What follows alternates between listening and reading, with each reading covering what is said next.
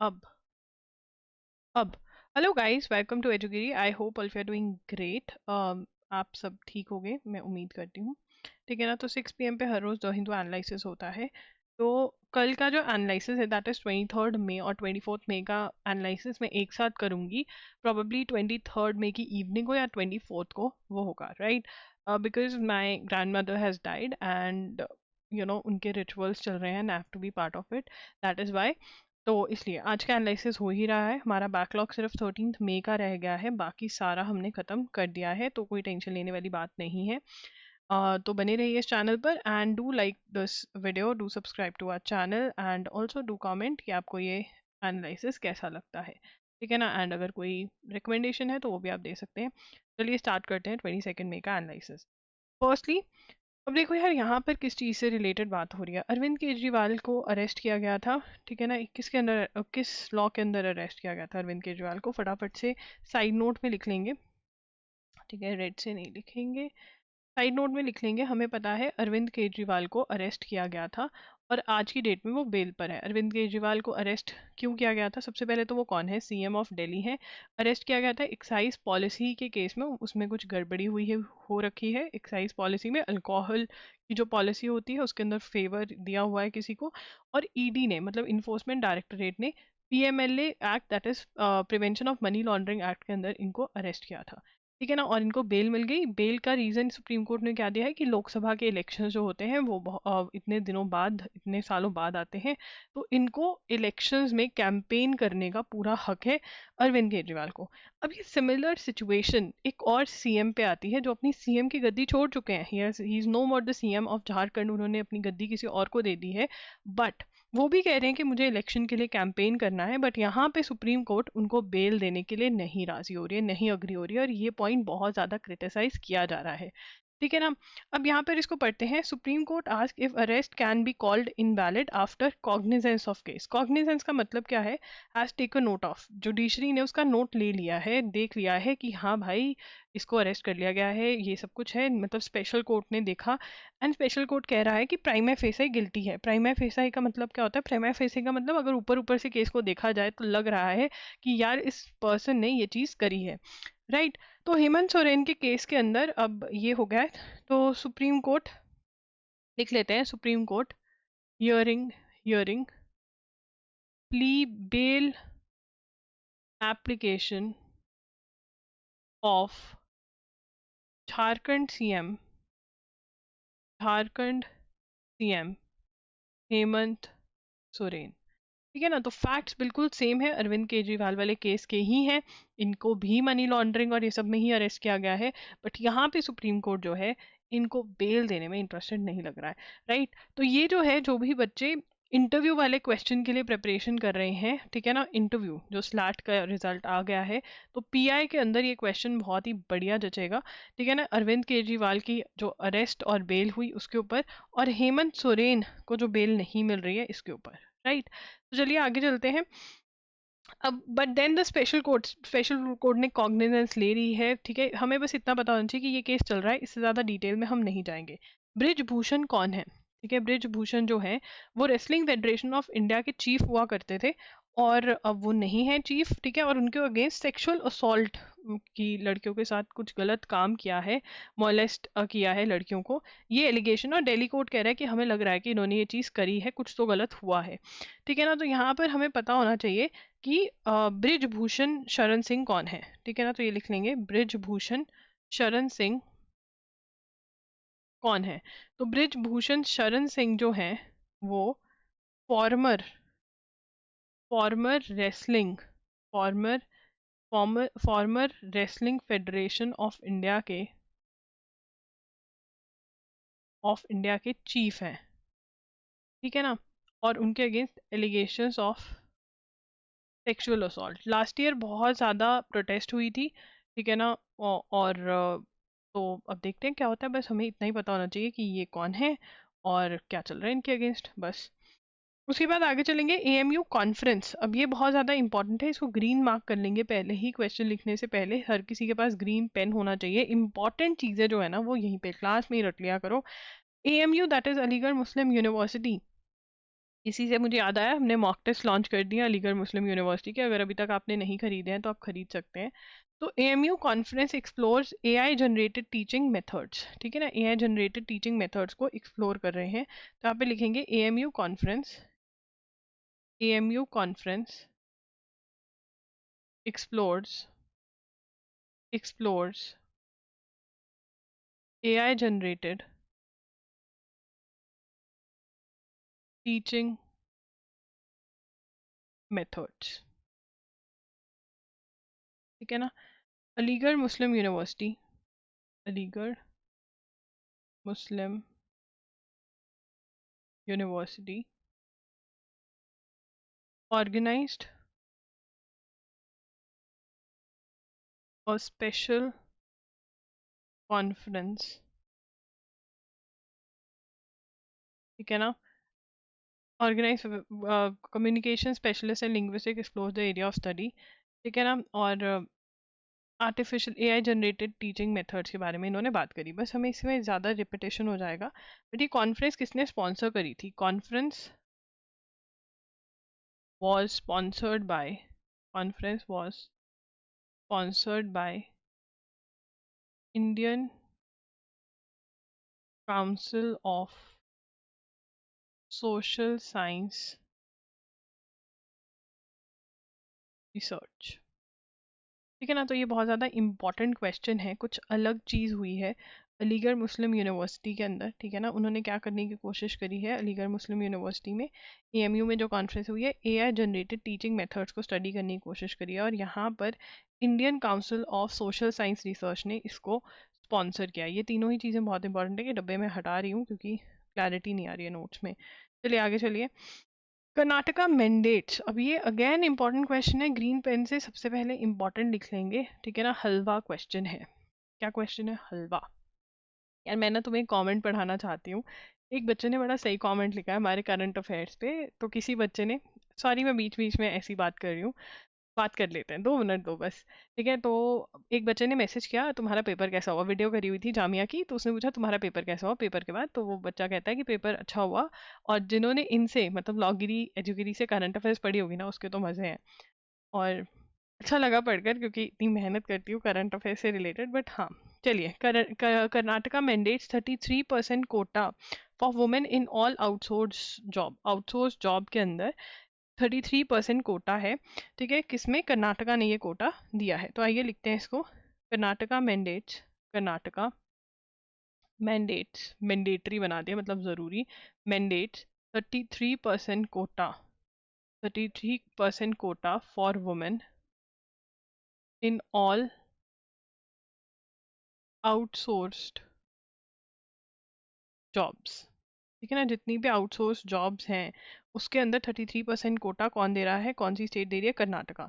Aligning with the quota policy applied in permanent government position, the Karnataka government has now made it mandatory to provide 33% reservation for women in services and post that are being outsource by various government departments. Outsource कौन सी होती है? जैसे typing है कि बाहर से करवा लो, ठीक है ना, ऐसी जो चीज़ें होती हैं कुछ। तो यहाँ पर आउटसोर्स कौन कर रहा है? आउटसोर्स बाय लिखेंगे, outsource by, outsourced by various government departments.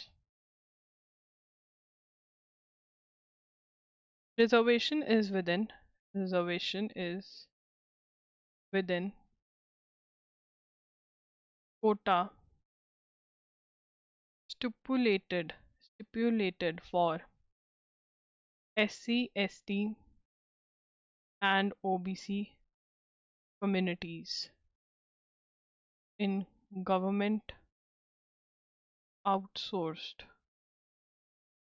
Jobs. मतलब जो ऑलरेडी सुप्रीम कोर्ट ने शेड्यूल का, शेड्यूल ट्राइब ओबीसी का कोटा है, उसी के अंदर ये 33% कोटा वुमेन के लिए डाल दिया है आउटसोर्स जॉब के लिए, ठीक है ना। जो आउटसोर्स करते हैं मतलब जो लोग परमानेंट रखे हुए हैं वो काम नहीं करते, वो बाहर से काम करवाते हैं, तो उसके अंदर जो कॉन्ट्रैक्चुअल या ऐसे बेसिस पे रखते हैं, तो उसमें 33% कोटा कर्नाटका वाले किसको दे रहे हैं? वुमेन को दे रहे हैं, ठीक है।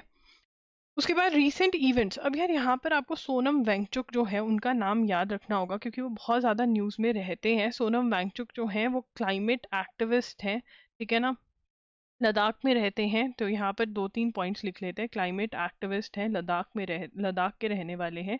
और ये लोग बहुत ज़्यादा ये प्रोटेस्ट लीड कर रहे हैं। और ये क्यों प्रोटेस्ट कर रहे हैं? क्योंकि ये चाहते हैं कि लद्दाख को स्टेटहुड मिल जाए। ठीक है ना। जब जम्मू एंड कश्मीर आर्टिकल 370 वाला सीन हुआ, तो लद्दाख जो है वो यूटी बन गया है और वो सेंट्रल गवर्नमेंट के कंट्रोल में आ गया है। वहाँ पे कोई चीफ मिनिस्टर नहीं है। तो ये डिमांड कर रहे हैं कि वहाँ पे चीफ मिनिस्टर दे देना चाहिए। ठीक है। तो इन सब चीज़ों के बारे में बात कर रहे हैं, तो आपको पता होना चाहिए सोनम वांगचुक हैं जो प्रोटेस्ट कर रहे हैं कहाँ पर, लद्दाख में स्टेटहुड के लिए। इतना बेसिक याद रखना पड़ेगा। अब दोबारा से जूलियन असांज की बात करेंगे, ये रिपीट है। ठीक है ना। अब यहाँ पे बात कर रहे हैं विसल ब्लोअर। विसल ब्लोअर मतलब कोई किसी का सीक्रेट जो है उसको सीटी मारकर ब्लो कर दे। ठीक है ना। तो हाँ, सीक्रेट निकाल दे बाहर, तो दैट इज विसल ब्लोअर। तो जूलियन असान जो है वो, उसका केस हम पढ़ चुके हैं। विकीलीक से रिलेटेड यूके के अंदर बैठे हैं, यूएसए के जो डॉक्यूमेंट्स थे वो लीक किए थे। ठीक है ना। और वो उन लोग, अब यूके के कोर्ट ने उनको अलाउ कर दिया है कि तुम अपील कर सकते हो, क्योंकि यूएसए जो कह रहा है कि जो राइट टू स्पीच है उनकी, वो फॉरेनर्स के लिए इतनी ज़्यादा सही नहीं देते हैं। First amendment may not apply to foreigners when it comes to national security issues. ठीक है ना। तो यहाँ पर जूलियन असांज लिखेंगे, जूलियन असांज। एक मिनट, मैंने असांज की स्पेलिंग गलत की है, और असांज बहुत ही मोटा भी है, असांज। ठीक है ना। तो यहाँ पर क्या कह रहे हैं, US says first amendment may not apply to foreigners when it comes to national security issues. तो ये क्या बोलने की कोशिश करें यार, देखो यहाँ पर ना जूलियन असांज का हम दोबारा से डिस्कस कर लेते हैं। तो जूलियन असांज कौन है? ठीक है, ये लिखना चाहते हो तो लिख लो, पर कल ही लिखा है, बार बार लिखकर क्या करोगे। ये एक ऑस्ट्रेलियन है, ये एक वेबसाइट चलाते हैं विकीलीक्स नाम की। ठीक है ना। और विकीलीक्स पे इन्होंने क्या किया, यूएसए के क्लासिफाइड डॉक्यूमेंट्स जो हैं, मतलब secret documents related to Afghanistan and Iraq war. ठीक है ना, कि वो सिविलियंस पे अटैक कर रहे हैं। देखो ये लोग बोलते हैं कि वॉर जो होती है ना, वो आर्मी वालों के बीच में होती है, सोल्जर्स के बीच में होती है। आप सिविलियंस, मतलब जो आर्मी से रिलेटेड नहीं है, उनको आप कुछ नहीं कह सकते। ठीक है ना। तो अब यहाँ पर वो दिखा रहे हैं, यूएसए क्लासिफाइड डॉक्यूमेंट्स में क्या दिखा रहे थे, किलिंग सिविलियंस, की यूएसए वाले जो है सिविलियंस को मार रहे हैं। कहाँ पर? इराक और अफगानिस्तान की वॉर के अंदर। ठीक है ना। ये डॉक्यूमेंट्स किसने लीक कर दिए? जूलियन असांज ने लीक कर दिए। ठीक है। अब यूएसए कह रहा है कि इसने स्पियनेज एक्ट, मतलब सीक्रेट जो इनके डॉक्यूमेंट्स है वो लीक करने के केस में इसको हमें एक्स्ट्राडिशन किया जाए। एक्स्ट्राडिशन का मतलब क्या है, ये पर्सन अभी यूके में बैठा है, यूएसए कह रहा है कि इसको हमें दे दो। यूके कह रहा है कि हम दे देंगे, हमको कोई दिक्कत नहीं है। पर दो चीज़ें हैं, एक तो तुम इसको डेथ पेनल्टी मत देना, मतलब इसको मारना मत, मरने की सज़ा मत देना, और दूसरा इसकी जो राइट टू स्पीच है वो वायलेट मत करना। तो यूएसए कह रहा है कि देखो, हमारा जो फर्स्ट अमेंडमेंट है वो राइट टू स्पीच प्रोवाइड करता है, और जब एक फॉरेनर ने हमारी नेशनल सिक्योरिटी इश्यूज के अंदर इंटरफेयर किया हो, तो हम अपना फर्स्ट अमेंडमेंट भूल जाते हैं। ठीक है ना। हाँ, तो मतलब यूएसए है तो वो किसी को भी मार सकता है, उनका चलता है काम। ठीक है ना। तो विलन को मारे, किसी को भी मारे, तो ये सीन है। ठीक है। चलो आगे चलते हैं। आगे क्यों नहीं चल रहा है, हाँ अब चलेंगे। इन्वायरमेंटल इश्यूज के बारे में बात करें। जो भी एस्से राइटिंग वाले बच्चे हैं, कौन कौन है ज़रा बता दो। एस्से राइटिंग वाले जो बच्चे हैं उनके लिए बहुत इंपॉर्टेंट है, और जो एमसीक्यूज वाले हैं उसमें से भी एक दो क्वेश्चन निकलेंगे। फटाफट से एक रीडिंग मारते हैं और आगे बढ़ते हैं ज़िंदगी में भी और अपने एनालिसिस में भी। चलिए, a recent study title water air pollution and carbon footprints of conspicuous luxury consumption in India. अब यहाँ पे एक स्टडी हुई कि जो अमीर लोग हैं वो ज़्यादा पानी गिराते हैं, वो ज़्यादा पानी वेस्ट करते हैं, ज़्यादा पॉल्यूशन करते हैं ऑब्वियसली। अब अंबानी जी के घर में जितना पानी गिरता होगा, इतने बड़े घर में, ठीक है ना, अमिताभ बच्चन के घर में जितना पानी गिरता होगा वो हमारे घरों में तो गिर नहीं सकता। और हमारे घरों में, ठीक है ना, अगर हम रनिंग वाटर लेकर आ पा रहे हैं, हम एक मिडिल क्लास फैमिली से हैं या लोअर मिडिल क्लास से भी हैं, जितना पानी हम गिरा रहे हैं, एक जो व्यक्ति रोड साइड पे रह रहा है उससे हम ज़्यादा कम पानी गिरा रहे हैं। तो जितनी अमीरियत है, जितना रिच, जितना पैसा है, वो उतने हिसाब से अपनी लग्जरीज को कर रहा है, और इस अर्थ का पानी वेस्ट कर रहा है और पोल्यूशन भी कर रहा है। यही ये स्टडी ने बोला है। तो ये स्टडी क्या है, water air pollution water air pollution, हाँ भाई अमीरों के घर देखने वाले होते हैं। अभी थोड़े दिन पहले मेरा एक क्लाइंट है, मैं उसके घर की, बाप रे बाप, हाँ मतलब होटल ही बनाया हुआ था। अपने घर में आकर ही सांस आई, ऐसे घरों में मेरे को सांस नहीं आती। मैं बहुत ही देसी व्यक्ति हूँ, मुझे बहुत हाथ वाथ से खाना पसंद है। और वहां पर मुझे ऐसा लग रहा था कि बस ठीक है, हमको घर जाना है। ठीक है, क्योंकि देसीपन में जो अपनापन है ना, वो मजेदार है। ठीक है, कॉन्स्पिक्यूअस और लग्जरी कंजम्पशन इन इंडिया, ये स्टडी का टाइटल है। ये स्टडी का टाइटल है। ठीक है ना। अब study title of the study, ठीक है ना। Other highlights highlights environment environment impact of affluent individuals, especially those who engage in consumption beyond basic needs। ठीक है ना, बेसिक नीड्स है, तुमको नहाना है नहाओ, बट अब बेसिक नीड है कि हम यहाँ पे अपना मग और बकेट में नहाते हैं। ठीक है ना, अब लोगों ने बड़े बड़े शॉवर्स लगा लिए हैं, ऐसा लगता है कि भगवान जी जो हैं उनके बाथरूम में आके बारिश कर रहे हैं। अब वो वाले पानी से ऑब्वियसली ज्यादा पानी गिरेगा, ज्यादा वेस्टेज होगी। अब वो कह रहे हैं कि जो हाँ, तो ये यही बात कर रहे हैं। वो कह रहे हैं कि अगर आप बाहर खाना खाने जाते हो तो वो भी जो है ज़्यादा इन्वायरमेंट फुटप्रिंट, मतलब इन्वायरमेंट में पॉल्यूशन करता है। ठीक है ना। और इंडिया के अंदर वो कह रहे हैं कि मोस्टली बहुत कम ही लोग हैं जो मतलब, ठीक है ना, जो ये वेस्टेज वगैरह करे। Conversely the rise in footprint is the lowest at 39%, while CO2 emission stand at 55%। तो इतनी डिटेल में हमको जाने की ज़रूरत नहीं है। Specifically the footprints of richest 10% of household are approximately double the overall average across the population. ये इंपॉर्टेंट है। ठीक है ना। Footprints of richest 10% of households are approximately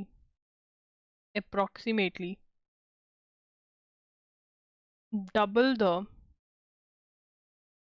overall average across the population. ठीक है ना, वो 10% ही हैं जो सारा काम खराब कर रहे हैं, और वो 10% हम इसमें बॉलीवुड इंडस्ट्रियलिस्ट और ये सब आ जाते हैं। और जो हमारे लोकल रिच लोग हैं उनके घर भी देखें तो हम आजकल होटल जैसे घर बन रहे हैं भाई। मतलब बाथरूम ही देखने वाला होता है, समझ नहीं आता पक्का बाथरूम ही है ना, कहीं ड्राइंग रूम में तो नहीं आके बैठ गए। तो वो वाले घर जो हैं वो ज़्यादा पॉल्यूशन करते हैं। ठीक है, तुम लोगों को ऐसे घरों के लिए एम नहीं करना चाहिए, इन्वायरमेंट का भी सोचो। ठीक है, मैं तो नहीं करती हूँ सच में, मुझे सादी जिंदगी जीनी है। ठीक है ना, और अपना काम करना है, इन्वायरमेंट को तो तंग नहीं करना फॉर श्योर।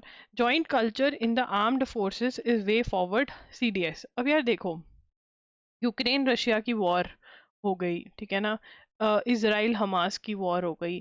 ठीक है, इसने हमें बहुत चीज़ें सिखाई हैं, और एक जो मेजर चीज़ हमें सिखाई है वो ये सिखाई है कि एकता, मतलब यूनाइटेड। एकता किस चीज में होनी चाहिए? लोगों में तो होनी ही चाहिए। आर्मी, नेवी और एयरफोर्स में इकट्ठे इंटीग्रेटेड फोर्स होने चाहिए। ये तीनों एकजुट होकर काम करेंगी तभी जो वॉर है वो जीत सकते हैं। ठीक है ना। Stating that jointness and integration are prerequisites to the, वो कह रहे हैं स्टेटिंग दैट जॉइंटनेस और एकता, जॉइंटनेस एक साथ रहना प्री रिक्वेसिट रिक्वायरमेंट है for functional integrated theatre commands. ठीक है ना। तो यहाँ पे हम लिखेंगे integrated theatre commands. Integrated theatre command ITC क्या होता है? नहीं नहीं बेटा, वो ITC मौर्य नहीं।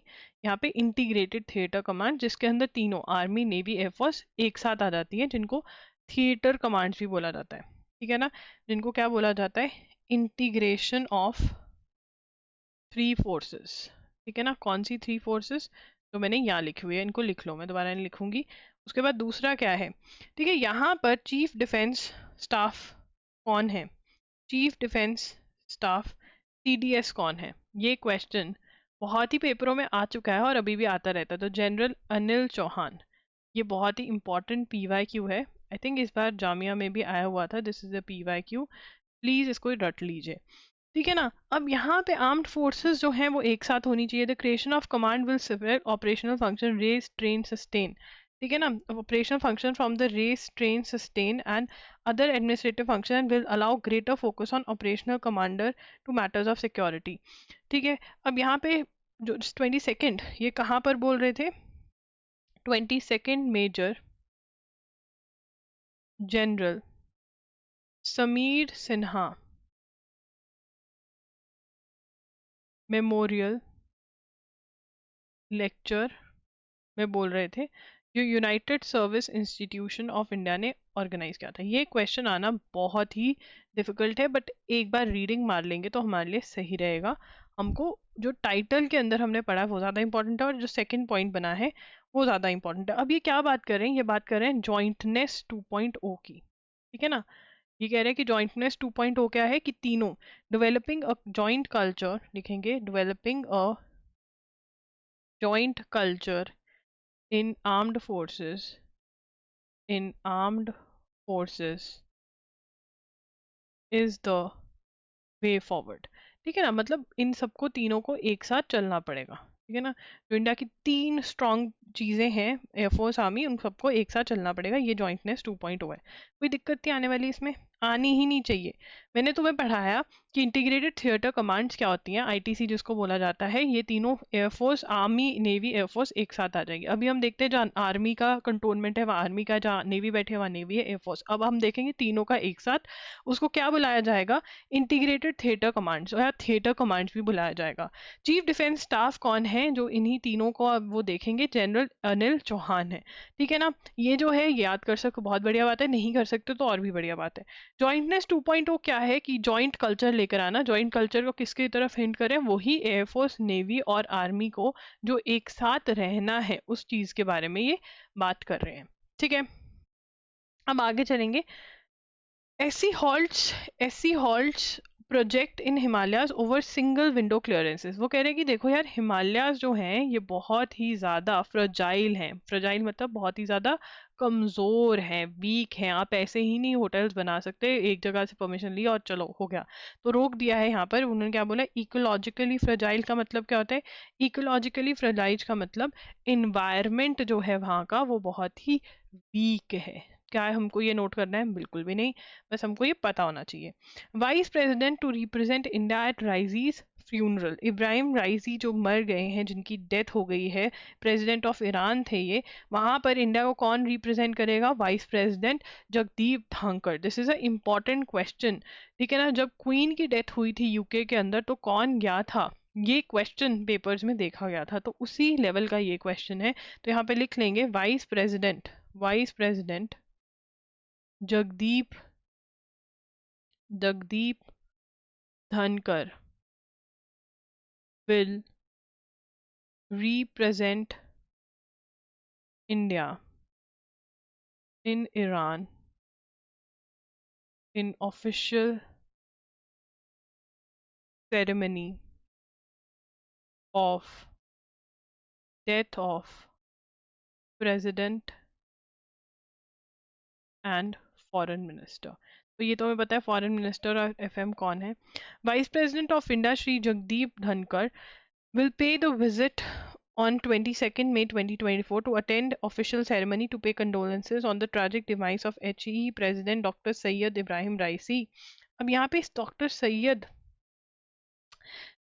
इब्राहिम राइसी जो है, इनका पूरा नाम बताया हुआ है, जो कि ये बहुत ही ज़्यादा इम्पोर्टेंट है। ठीक है ना। ये doctor Syed Ibrahim राइसी। Yes, question ऐसे ही आते हैं। है ना। इंसान बोलता है कि यार मैं तो यही पढ़ रहा था, फिर ये भी था। ठीक है। ये पूरा नाम है डॉक्टर हुसैन अमीर Abdullah, other Irani official and official helicopter. ठीक है ना। तो ये प्रेसिडेंट का पूरा नाम है ईरान के, तो ये याद कर लेना। आगे चलेंगे। Israel shut down Associated Press live video feed of war torn Gaza। Israel said it has shut down Associated Press live video feed of war on Gaza on Tuesday, sparkling a protest from U.S. news agency. Concern from the White House, Israeli Communication Ministry accused the AP of breaching a new ban on providing rolling footage of Gaza to Qatar-based satellite channel Al Jazeera. Al Jazeera को Israel ने ban कर दिया, अपने यहाँ पर तो at least वो ban है, ठीक है ना। अब उन्होंने यूएस के एक, ठीक है ना, Israel shut down uh, an associated press live video feed of war-torn Gaza, ठीक है ना, says AP of breaching मतलब breaking a new ban on providing rolling footage किसको प्रोवाइड कर रहे हैं, वीडियोस किसको प्रोवाइड कर रहे हैं, rolling footage of Gaza to Qatar based satellite channel अल जजीरा, ठीक है ना। तो कतर बेस्ड जो चैनल है उसको ये प्रोवाइड कर रहे हैं, ठीक है ना। और यूएसए, ठीक है ना, यूएसए प्रोटेस्टेड, मतलब ये यूएसए का चैनल है तो यूएसए ने प्रोटेस्ट करी है कि ये सही नहीं है, ठीक है। आगे चलेंगे। Second satellite with China's aid to boost Pakistan की digital transformation. Second satellite with China's aid मतलब help to boost Pakistan's digital transformation, ठीक है ना। ये कौन सी है, Pakistan's multi mission communication satellite known as PakSat MM1. The launch will be conducted at Xichang Satellite Launch Center, ठीक है ना। तो पाकिस्तान किसकी एड के साथ चल रहा है, पाकिस्तान चल रहा है चाइना की एड के साथ, वो तो हमें पता ही है, इनका खुद का नहीं है चीज़ें। तो कौन सी सैटेलाइट है, पाकसैट MM1। ये क्या करेगी, डिजिटल ट्रांसफॉर्मेशन करेगी, क्या करेगी, डिजिटल ट्रांसफॉर्मेशन करेगी, मतलब इंटरनेट वगैरह में हेल्प करेगी। Police break up pro Palestine का मतलब क्या होता है, in favour of Palestine. Pro Palestine का मतलब क्या होता है, इन फेवर, प्रो का मतलब इन फेवर, ठीक है। यूनिवर्सिटी ऑफ मिचिगन में हो रही है अब, वहाँ पे हुई रही है, यूएसए की यूनिवर्सिटीज़ में प्रो पैलेस्टीन प्रोटेस्ट चल रही हैं। यूएस फिलिपिन की किसके साथ नहीं बनती, साउथ चाइना सी के चक्कर के अंदर इनकी चाइना के साथ बिल्कुल नहीं बनती, और इसी चक्कर में इन्होंने अपने मिलिट्री बेसिस का असेस, फिलीपींस ने किसको दिया हुआ है, मिलिट्री बेस का असेस जो है वो यूएसए को दिया हुआ है। 9 मिलिट्री बेसिस का असेस जो है फिलीपींस ने किसको दिया हुआ है, यूएसए को दिया हुआ है। ये इंपॉर्टेंट क्वेश्चन है, अप्रैल में मैंने आपको पढ़ाया था, ठीक है ना।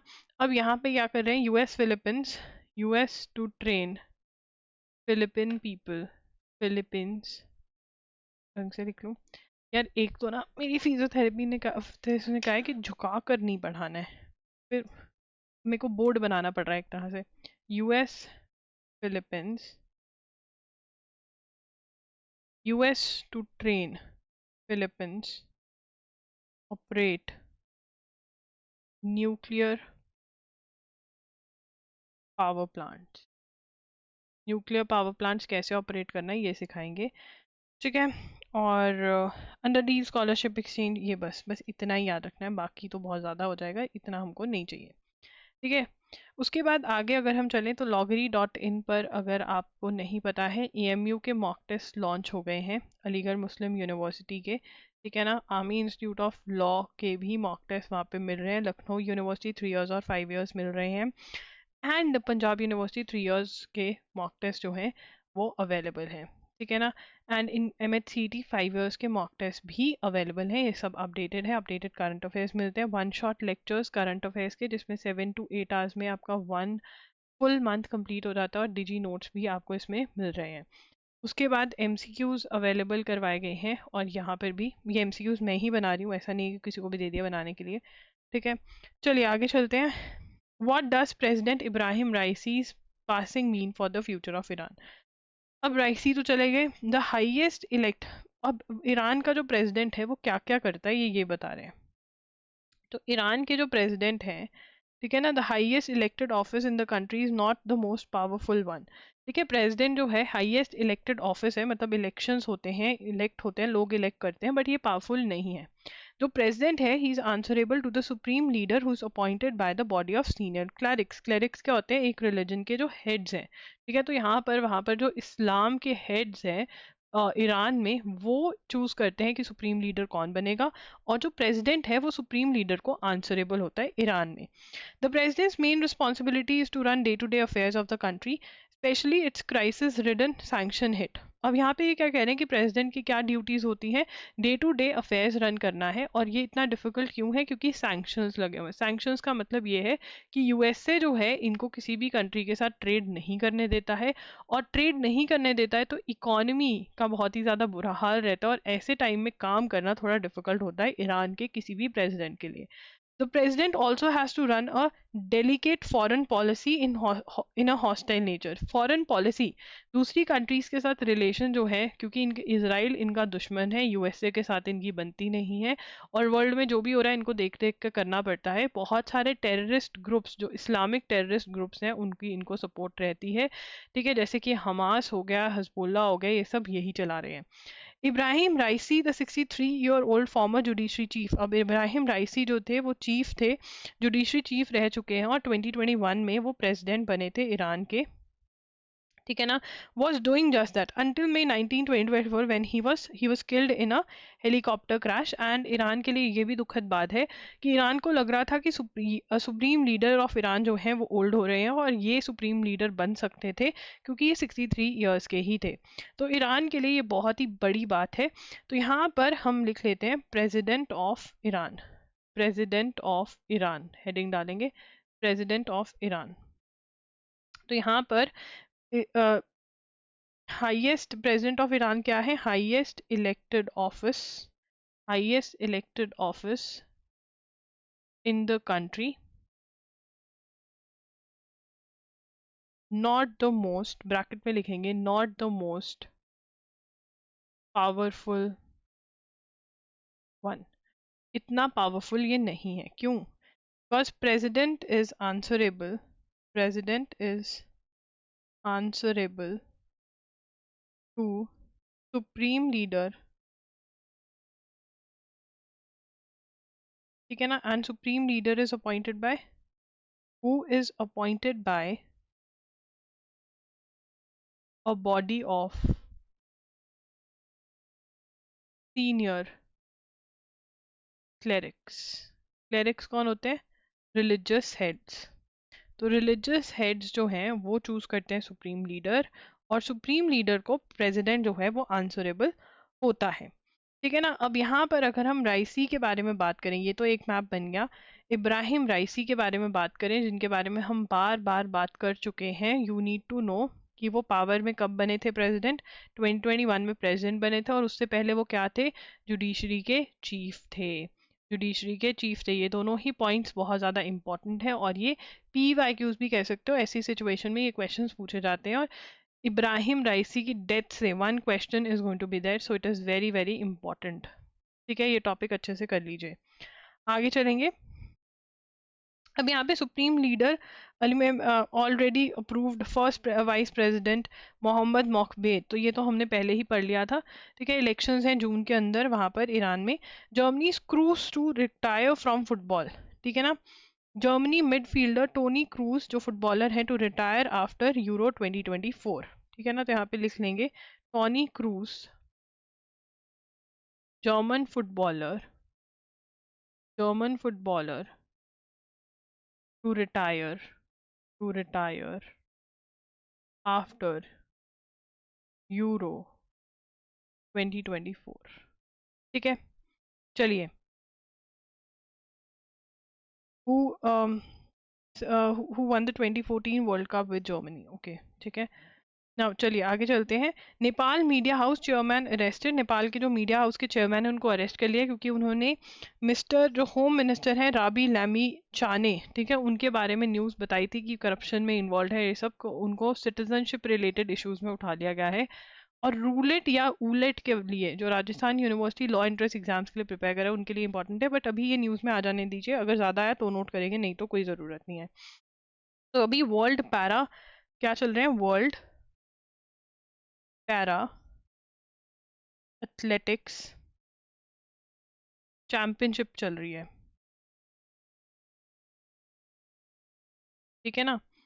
तो यहाँ पर वर्ल्ड एथलेटिक्स पैरा चैंपियनशिप जो है उसके अंदर क्या हुआ है, इंडिया के जो सुमित अंतिल हैं, ठीक है, सुमित अंतिल जो हैं वो मेन में गोल्ड लेकर आए हैं, ठीक है ना. हाई जंप में,